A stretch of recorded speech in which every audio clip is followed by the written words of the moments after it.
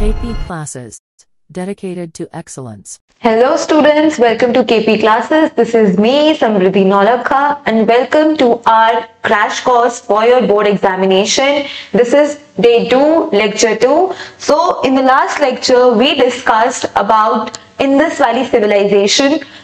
Beginning कैसे हुई थी? What were the subsistence strategies? Mohenjo-daro, how it came a planned urban settlement, and we tracked social differences कि उस society में at that time there were social differences. हमें rich और poor के बीच में एक डिफरेंशिएशन देखने को मिला था, तो उसके एविडेंसेस क्या थे? So in this lecture we are going to discuss further topics, strategies for procuring raw material. जो craft production Indus valley civilization के लोग प्रैक्टिस किया करते थे, उसका रॉ मटेरियल बनाने का मटेरियल उसको ऑब्टेन कैसे किया करते थे? Was there any ancient authority जो रूल करती थी? How this civilization came to an end? Then problems and discovering the past of Harappan civilization. So let's begin this lecture. So strategies for procuring the raw material within the subcontinent. So we have seen कि Indus valley के लोग बहुत भारी मात्रा में craft production किया करते थे, and Nageshwar and Balakot, Chanhudaro and Lothal जैसी सेटलमेंट्स पे इनकी फैक्ट्रीज एस्टैब्लिश थी. तो ये जो रॉ मटेरियल था उसको ऑब्टेन करने के लिए कौन कौन सी strategies they used to use? तो सबसे पहली strategy was the transport, the transportation. ठीक है, किसके? बुलक कार्ट्स के through they used to transport, and it was an important means of transporting goods and people. So through the bullock carts they used to transport. Then comes depiction of ships and boats. जो seals पे suggest करते थे कि they had access to the riverine routes. तो ships और boats के evidences से हमें पता चलता है कि उनको coastal routes की भी जानकारी थी. So they were aware about the land routes as well as they were aware about the coastal routes as well. Then comes procurement. उन्होंने कहां से करा? कुछ सेटलमेंट्स जहां पे सिर्फ और सिर्फ रॉ मटेरियल पाया गया था, लाइक नागेश्वर और बालाकोट में shells, Shortugai which is a place in Afghanistan, वहां पे लापिस lazuli एक स्टोन है वो पाया गया. देन लोथल में carnelian stone and striated metals from Rajasthan and Gujarat. उसके अलावा एक और स्ट्रैटेजी हमें देखने को मिली है कि ये लोग एक्सपेडिशंस मतलब अपने लोगों को भेजते थे. क्यों? रॉ मटेरियल को प्रोक्योर करने के लिए. जैसे खेतरी रीजन में इन्होंने अपने लोगों को भेजा कॉपर के लिए, और साउथ इंडिया में भेजा गोल्ड के लिए. ये बिल्कुल आप रिलेट कर सकते हैं लेटेस्ट मूवी KGF से. Then procuring metals from the distant land. अब ये तो बात हो गई इंडिया की. तो क्या हड़प्पन पीपल डिस्टेंट लैंड्स यानी कि फॉरेन कंट्री से कुछ रिलेट करते थे? क्या हम दोनों में कुछ रिलेशन था इंपोर्ट एक्सपोर्ट का? आइए देखते हैं. सो कॉपर मिला गया है हमें ओमान से on the south Asian tip to the Arabian peninsula, and Omani copper और हड़प्पन कॉपर में दोनों में हमें ट्रेसेस मिले हैं निकल के. तो ऐसा माना जाता है कि ये इंपोर्ट एक्सपोर्ट एक्टिविटीज में इंडल्ज थे विद मिडिल ईस्टर्न कंट्रीज. फिर एक डिफरेंट टाइप ऑफ वेसल भी मिला है, हड़प्पन जार मिला है. ठीक है, कहां मिला है? ओमानी साइट्स में हमें मिला था, एंड इससे पॉसिबिलिटी होती है that they exchange some of these contents of the vessels, and जो ट्रेसेस हैं कॉपर के वो काफी सिमिलर है. Then Mesopotamian civilisation. Mesopotamian civilisation उस टाइम पे हड़प्पन सिविलाइजेशन की कंटेम्प्रेरी सिविलाइजेशन ग्रो हो रही थी. तो वहां पे लिखे गए ऐसे टेक्स्ट में बताया गया है कि कॉपर कहां से आता था? एक रीजन से आता था जिसे कहते थे मगान. उसके बाद ये और भी बताता है कि दिलमन एक रीजन था जहां से ये लोग इंपोर्ट किया करते थे. कौन कौन सी चीजें? Carnelian, lapis lazuli, copper, gold and varieties of woods as well. और एक मिथ है that may your bird be the baja bird and may it call be heard in the royal palace. Some archaeologists think that the baja bird was the peacock.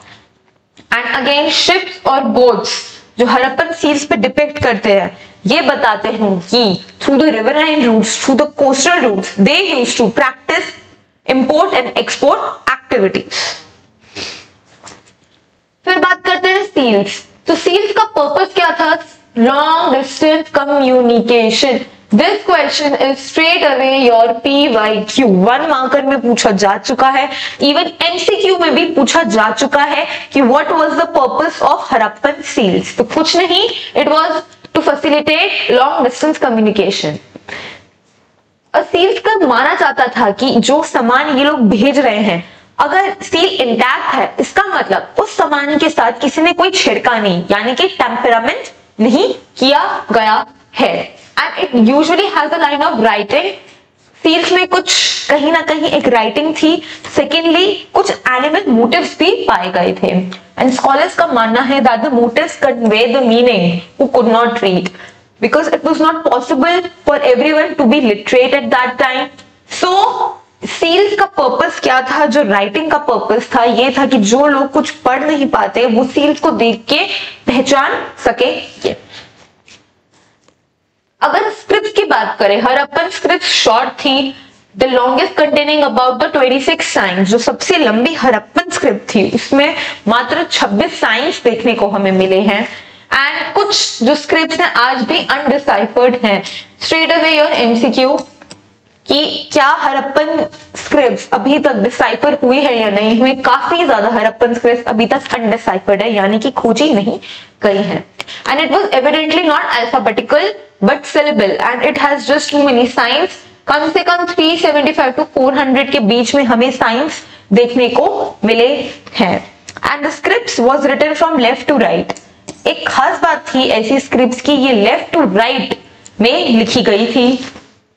अब कुछ seals show करता है a wider spacing on the right and cramping on the left, की left to right लिखते लिखते ये काफी ज्यादा स्पेस यूज किया करते थे इन बिटवीन द लेटर्स, जैसे वो लेफ्ट की तरफ से राइट की तरफ जा रहे हैं। Then variety of objects has been found on the writing and was there like seals, copper tools, rims of jars, copper and terracottas. तो ये फाइंडिंग्स भी हमें मिली हैं।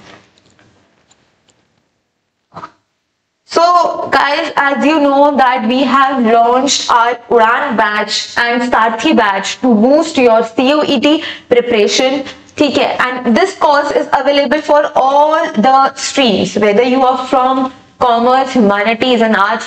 Please आप अपने फ्रेंड्स को ये भी बताइए कि ये कोर्सेज बहुत इकोनॉमिकल हैं in just 4,999. Yes my friends, इस कोर्स में हम आपके सारे डोमेन्स, लैंग्वेज और general test everything will be covered in just ₹4,999. अगर आप ह्यूमैनिटीज से हैं, साइंस से हैं या कॉमर्स से हैं, कोई फर्क नहीं पड़ता। In just ₹4,999 you can access to our courses, you can boost your CUET exam preparation and अपना रिजल्ट इंप्रूव कर सकते हैं। डोमेन्स में 800 on 800 भी स्कोर कर सकते हैं। So this Udaan batch is specifically for you guys. What you guys are waiting for, do enrol. And secondly अगर सिर्फ आप लैंग्वेज और जनरल टेस्ट को टारगेट कर रहे हैं, वो भी हमारे पास आपके लिए अवेलेबल है in just 2,999. Yes my friends, and do follow us on Instagram, join our WhatsApp channel and Telegram channel so that CUET और बोर्ड्स के रिगार्डिंग कोई भी इंफॉर्मेशन आती है तो आप हमेशा अपडेटेड रहें। ठीक है, अब बात करते हैं, was there any central authority जो इनको रूल करती थी, जो इनको चलाती थी? Let's see. So there was a uniformity of Harappan artifacts कि pottery, seals और weights और bricks को बनाने में एक यूनिफॉर्मिटी देखने को मिली है और ये बहुत भारी मात्रा में बनाए गए थे। सो ब्रिक्स एक ही जगह पे नहीं प्रोड्यूस होती थी, एक यूनिफॉर्म रेशियो था through the region. Jammu से लेके गुजरात तक ये हर जगह पे पाई गई थी, हर जगह पे बनी गई थी। So these settlements were strategically set up in specific location for various reasons. क्यों? क्योंकि लेबर का मिलना वहां पे बड़ा मुश्किल था, तो ये सेटलमेंट्स वही थी जहां पे लेबर इनको भारी मात्रा में पाया गया था। और ये सारी चीजें कौन कंडक्ट करता था? None other than your king. So yes my friends, एक सेंट्रल अथॉरिटी वहां पे थी जो इन सारी एक्टिविटीज को चलाती थी और इन सारी एक्टिविटीज को कंडक्ट करती थी। तो एक लार्ज बिल्डिंग भी हमें मोहनजोदारो में मिली है जिसको आर्कियोलॉजिस्ट ने पैलेस का नाम दिया है, लेकिन कोई स्पेसिफिक फाइंड्स नहीं मिले पैलेस के रिगार्डिंग। फिर एक स्टोन स्टैचू भी मिला जिसको हमने प्रीस्ट किंग का दर्जा दिया। और ये प्रीस्ट किंग कहाँ मिला है? इस प्रीस्ट किंग का स्टैचू कहाँ मिला है? Write down in the comment section कि ये प्रीस्ट किंग का स्टैचू हमें कौन सी हड़प्पन साइट पे, कौन सी साइट पे मिला है। अब बात करते हैं, इतनी अच्छी सिविलाइजेशन थी तो ऐसा क्या हुआ कि ये सिविलाइजेशन सडनली एक एब्रप्ट एंड तक आ गई थी? कुछ तो हुआ होगा। लेट्स सी क्या है कि 1800 BCE तक काफी mature Harappan sites in the region जैसे चोलिस्तान, ऐसी जगहों को लोगों ने गिव अप कर दिया एंड एक्सपेंशन ऑफ पॉपुलेशन हुआ, लेकिन नई सेटलमेंट्स में हुआ Gujarat, Haryana and western UP में। सो ऐसा क्या हुआ होगा जिसकी वजह से ये जो सेटलमेंट थी ये शिफ्ट हो गई in the other parts of India. कुछ artifacts like seals, beads, writings, communication ये भी बनना बंद हो गई थी। हाउस कंस्ट्रक्शन की टेक्निक्स खराब हो गई, पब्लिक स्ट्रक्चर्स नहीं बने थे एंड इसका माना जाता है कि ये एक रूरल वे ऑफ लाइफस्टाइल लोगों ने अडेप्ट किया जिसको टर्म दिया गया एज अ वैदिक सिविलाइजेशन और वैदिक culture of living. And reasons for that is वहां पे शायद क्लाइमेट चेंज हुआ होगा, जो लोग उस क्लाइमेट को अडेप्ट नहीं कर पा रहे होंगे and that's why they shifted, they migrated in various parts of the countries. माना जाता है वहां डिफॉरेस्टेशन यानी कि पेड़ पौधों को काटा गया और बहुत भारी मात्रा में काटा गया। देन क्या पता फ्लड्स और अर्थक्वेक आया एंड ड्राइंग ऑफ रिवर्स का सूख जाना भी ये इंडिकेट करता है that this civilisation came to an end. Okay, so my friends, अगर आपको इस वीडियो के लेक्चर्स और पीडीएफ बिल्कुल फ्री चाहिए तो download our KP exam prep app.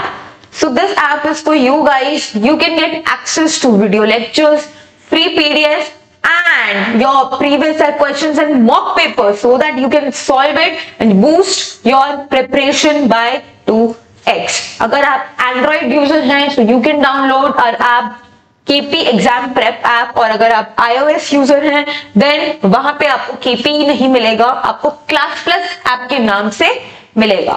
Download it, log in करिए, then click on the menu. यहाँ पे अगर आप फ्री मटेरियल पे क्लिक करेंगे, अपना कोर्स चूज करेंगे, so you can get access to documents in which we will provide you all the PDFs, जो लेक्चर के जितना भी मटेरियल है वो आपको फ्री मिलेगा, video lectures and test, and these tests my friends are absolutely free of cost। क्या बात कर रहे हो मैम? बिल्कुल सही बात कर रहे हैं, this is absolutely free and you can get access to all the free material है।